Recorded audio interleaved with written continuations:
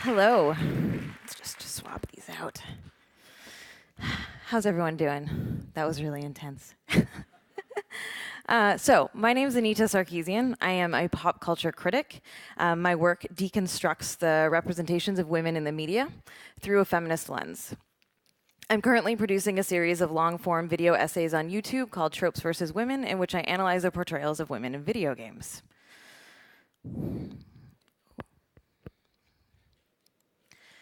This particular project has made me the target of an intense online harassment campaign perpetrated by a loosely coordinated group of very angry gamers. Over the last few years, I faced a daily barrage of sexist abuse.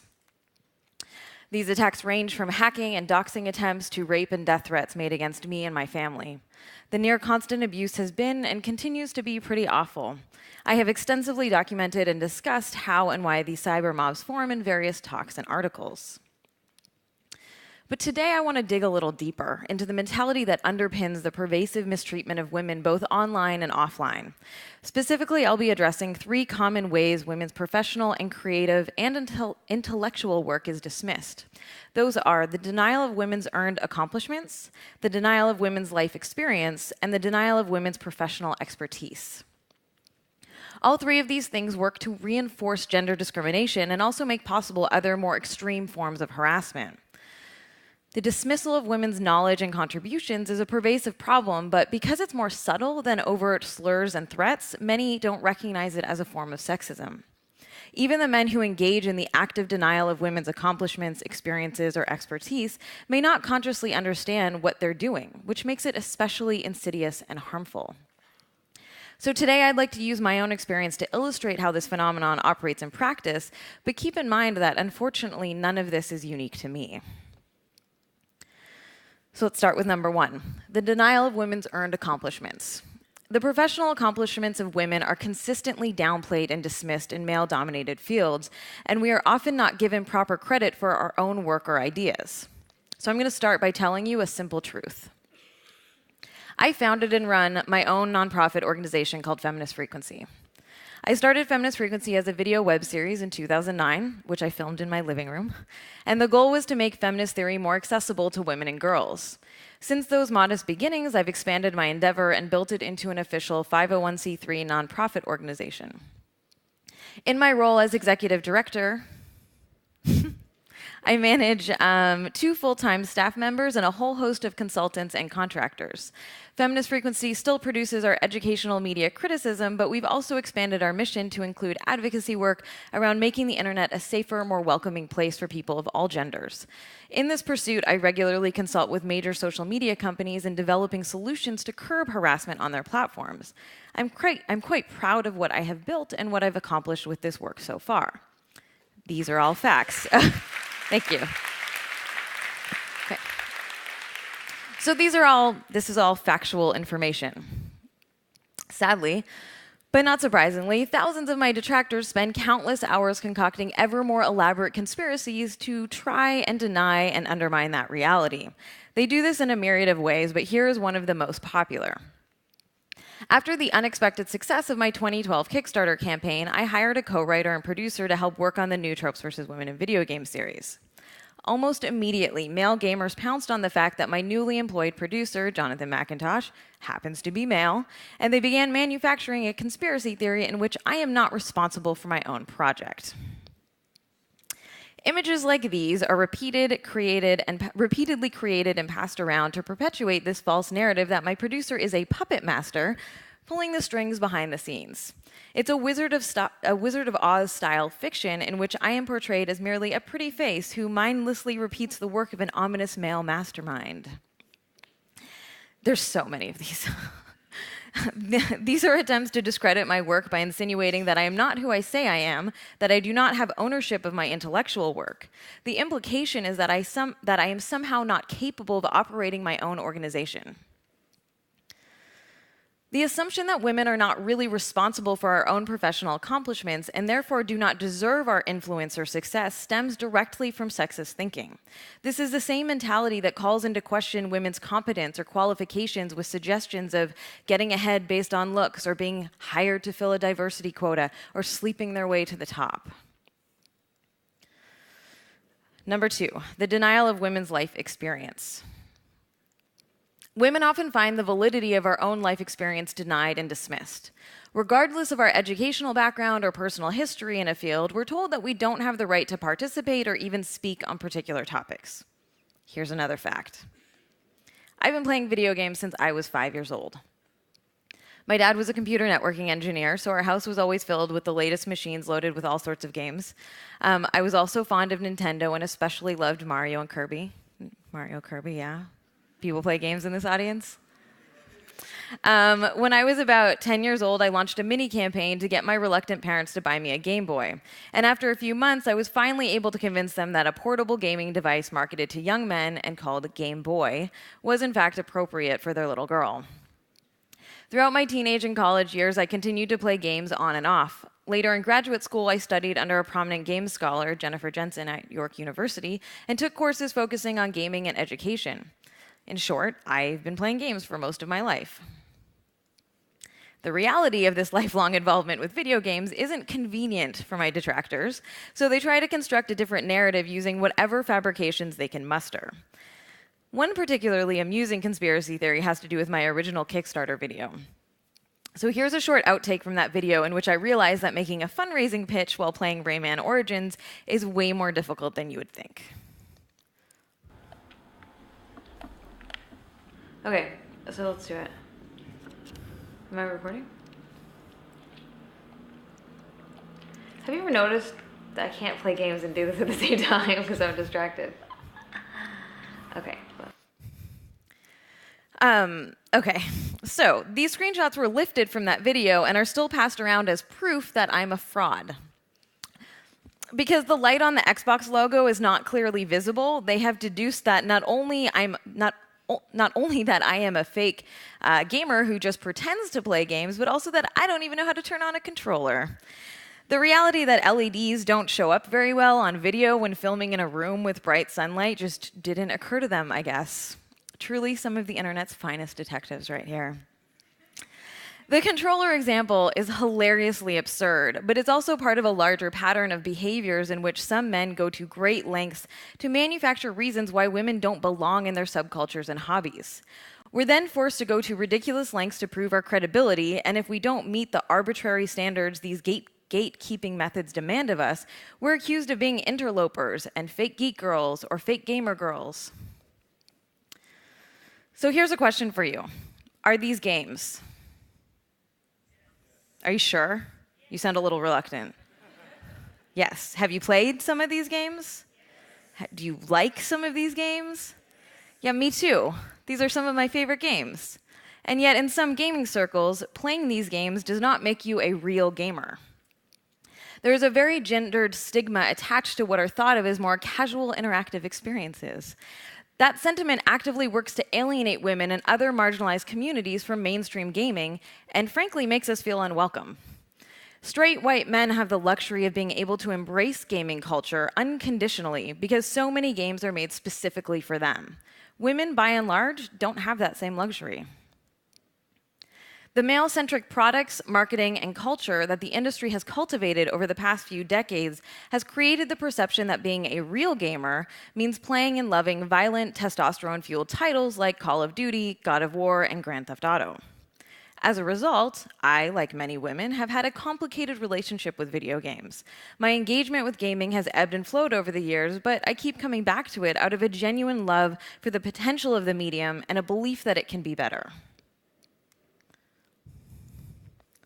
So even though I was actually playing a lot of games, these kinds of games, I still, at various times in my life, refused to call myself a gamer, and I didn't identify as a fan of the medium as a whole, which I think is not that uncommon of an experience for young women. In spite of my life experiences, my detractors insist that my misgivings about the male-centric aspects of gaming culture means I shouldn't have a right to speak about games at all. The denial of women's lived experiences is a tactic used to position us as outsiders and invalidate our right to fully participate in male-dominated spaces. This is particularly true for women who dare to make men feel even a little bit uncomfortable. Gendered gatekeeping may or may not be the result of conscious sexism, but it is rooted in sexist thinking nonetheless. Number 3, the denial of women's professional expertise. When women do break through the barriers to participation in male-dominated spaces, we find our expertise ignored, contested, or outright denied. And we face intense scrutiny and aggressive demands that we defend our contributions in ways that our male peers do not. So here's one last reality. I'm an expert on the depictions of women in video games.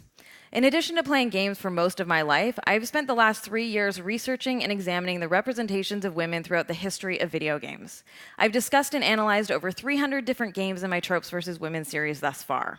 As a leading expert in this field, I'm regularly sought after for media commentary on gaming topics and hired by developers and publishers to consult on upcoming titles. Women are socialized to be timid about our achievements, but I think it's important to own our success. I know my stuff, and I'm pretty good at what I do. Despite this fact, there's a widespread perception among mostly male gamers that I somehow still don't understand the games I analyze, and therefore intentionally misleading my viewers. Any Google search for my name will return thousands of YouTube videos from men who have obsessively combed through every frame of my videos in a desperate attempt to try and find that one smoking gun, which will then invalidate all of my criticisms once and for all. This magic bullet piece of evidence they seem to believe will thereby free them from having to consider the possibility that sexism may be a problem in gaming. Yeah. Needless to say, they have not found their smoking gun. My analysis is very well researched. It's double and triple checked. It has to be, given the intense level of scrutiny focused on my every word. This is one of the main reasons why each episode takes so long to produce. Still, in the comments under any internet article that mentions my work, you will find a flock of angry gamers pointing to one game in particular as that magic bullet supposedly proving my ignorance of all things video games. That game is called Hitman Absolution. Now, I've spent quite some time playing this game, and it's a strange choice to try to use to debunk me, because it employs pretty much every sexist trope in the book. I mean, the game opens with a mission in which the player character shoots a naked, unarmed woman while she's taking a shower. And it only goes downhill from there. Okay, so the claim that I misrepresented this game is a particularly dishonest strawman argument. It originates from a 42-year-old YouTube user who, by all accounts, hasn't played the game at all, hasn't played Hitman at all, but is obsessed with ranting against feminism. His video entitled Anita Sarkeesian Busted is by far the most viewed video in the flourishing debunking feminist frequency subgenre on YouTube, which has itself turned into quite the cottage industry. His video is brimming with logical fallacies, but its popularity with male gamers does provide us with a useful example to deconstruct. So, if you'll indulge me for a moment, I'd like to first show you a brief clip of part of my original argument from my Women as Background Decoration miniseries.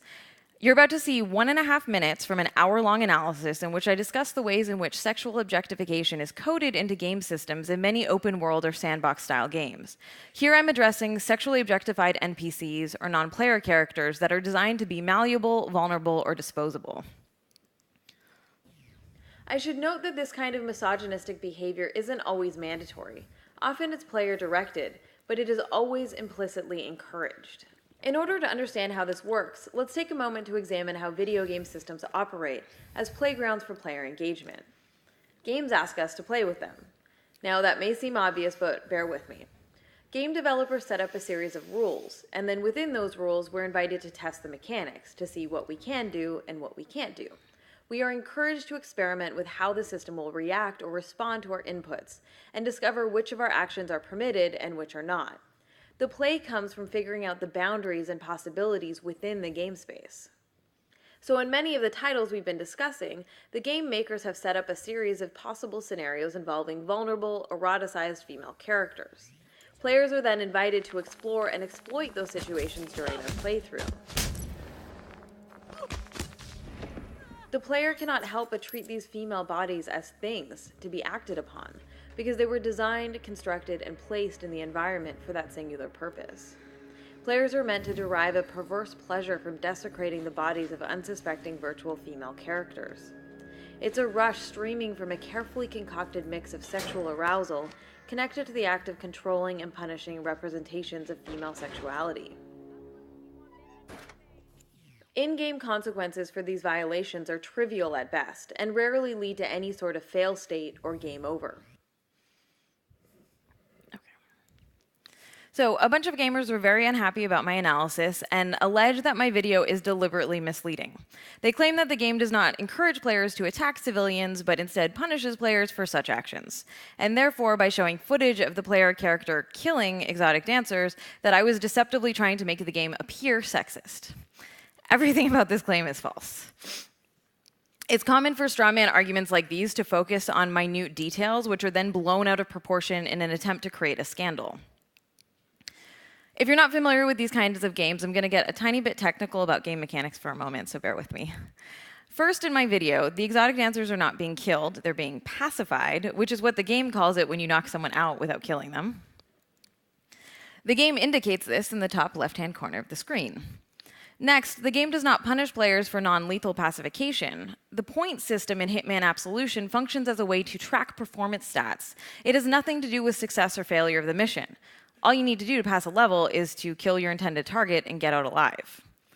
Furthermore, the game provides ways to negate minor statistical penalties.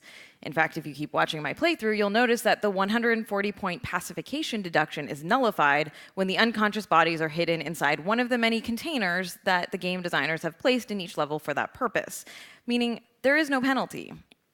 This is really basic stuff in the Hitman series.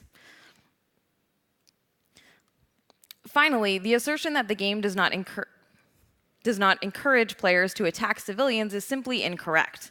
It most certainly does, both implicitly and sometimes explicitly. Hitman Absolution is what's called a stealth sandbox game. That means it's designed to be played in many different ways. For example, each level includes multiple ways to kill each target.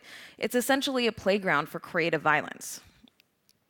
In fact, the only options provided for interaction with most characters are to either murder them or subdue them. Neutralizing NPCs is a core mechanic in the Hitman series. It's often necessary in order to clear a path to objectives or prevent a character who's seen you from raising the alarm. In this stage, for example, there's a specific challenge that explicitly encourages players to knock out a stripper and drag her body out of the line of sight. This action then allows the player to hide inside the stripper cake and wait for the targets to arrive before popping out and murdering them all in slow motion. The whole point of the game is to offer a wide range of possibilities for experimentation, which is why, even if you murder civilians, you don't get a game over. Saying that this game doesn't want players to interact with civilians in the only ways that are provided is like saying that Grand Theft Auto discourages players from stealing cars because sometimes they get a police wanted level for doing so in Grand Theft Auto. The developers obviously put a tremendous amount of work into designing and implementing these systems. They didn't do so with the hopes that no player would ever use them. As I said in my original video on the topic, game systems and everything in them, including sexually objectified female characters, exist to be played with. So there's absolutely no truth to the allegation that I misrepresented this game. Okay, enough of that. Those who repeat these false claims do not understand my argument, or perhaps more likely, they are just trying to pass off bad faith strawman arguments as legitimate criticism, while making no real attempt to engage with the substance of my analysis. Now, obviously, good faith, respectful, constructive criticism of women's work can be useful and valuable, but that's not what we're talking about here. Accusing women who are in fact experts in their field of ignorance or intentional deceit because you don't like the conclusions they reach in their work is used as a way to discredit and discount perspectives that challenge the status quo. Automatically assuming ignorance when women speak on video games, technology, science, politics, or other subjects typically associated with male-dominated arenas is a form of sexism. Now, of course, the conspiracies and strawman arguments I've outlined in this talk are without merit and not even worth responding to on their own. However, they do illustrate an underlying pattern. The denial of women's accomplishments, experiences, and expertise works to underpin gender inequality and lays the foundation for other forms of harassment and abuse by providing a self-justifying narrative for these behaviors. So in my case specifically, men can tell themselves a story in which their anger and hostility towards a feminist games critic is justified because she's just the puppet of a man, or she can't even turn on a controller, or she lied about Hitman. And whether in workplaces or online spaces, men who undermine and belittle women justify it to themselves by saying, I'm not doing this because she's a woman, it's just because she's unqualified, incompetent, or undeserving of her position. This is a delusional but self-justifying fiction in which men convince themselves that women deserve any mistreatment they receive. But I want to stress that the undermining of women's work is not only a problem when it results in harassment. The constant resistance women encounter in male-dominated spaces may often be subtle, but the repercussions of these discrediting tactics are far-reaching, and the emotional, psychological, and professional toll these constant denials and attacks take on women are severe and impossible to quantify. All of this is a contributing factor to the abysmally low ratio of women working in traditionally male-dominated fields, particularly those involving technology. Women learn to doubt their own talent and skills, internalizing the belief that they don't belong in these spaces. The constant undermining and microaggressions, as well as straight-up harassment, pressure many women to abandon their professional field altogether.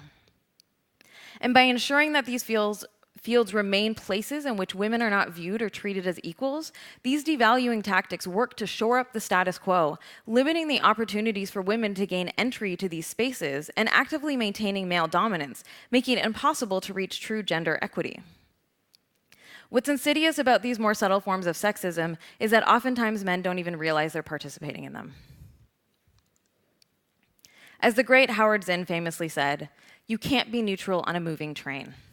Men must step up and counteract the doubt and marginalization that so often greets women's voices. Of course, this is easier said than done. It requires men to do the conscious and intentional work of listening to women, recognizing women's contributions, and actively giving women the benefit of the doubt. The cultural norms of male-dominated spaces can be changed, and those spaces can be transformed into equitable environments that are welcoming, supportive, and respectful for people of all genders. Thank you.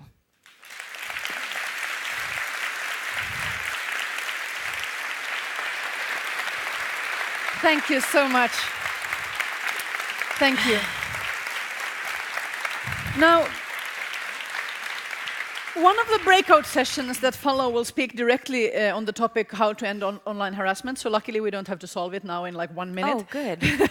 But would you like to send us some thought into that conversation? Where do we start? Oh, that's a big question. Yes. Sorry. Yeah. You know, I think one of the things that's really important to understand is that whether you're being targeted or not, or know someone who is or not, we are all responsible for changing the status quo, right? It's not enough to just not like it. We actually have to actively speak up and actively participate in challenging these oppressive norms. So I'd say we all need to participate. We all need to collectively work together to make a difference. So also pay more attention and listen more. And Absolutely. I guess also especially maybe be more aware about whether we're participating in or targeted by subtle sexism as well. Absolutely, and that's the thing is, you know, I said a couple times in this speech that it's hard to recognize and it's hard to know that we're doing it. So listening to women, giving them the benefit of the doubt in terms of their experiences, and when they say, hey, you're doing something kind of sexist, that maybe you should take stock in that instead of just being immediately defensive. Very good. Cool. Thank you ever so much. Thank Anita you. Sarkeesian.